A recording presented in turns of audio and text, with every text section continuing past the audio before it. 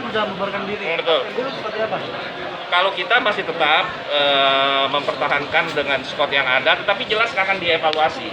Dengan adanya ketidakpastian liga seperti sekarang ini, harusnya memang benar-benar ada kata penentu ya, jadi apa enggak.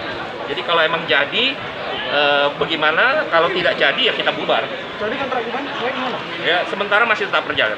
Ada perbaikan. Bagaimana?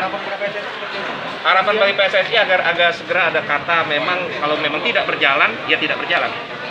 Ya, jadi jangan masih ngambang. Masih menunggu itu susah. Ya. Oke. Saat ini pemain kita lagi diistirahatkan di rumah masing-masing bersama keluarga, barangkali sambil menunggu kita regulasi, menunggu jadwal dan semuanya kita bisa kumpulkan lagi. Harapan kita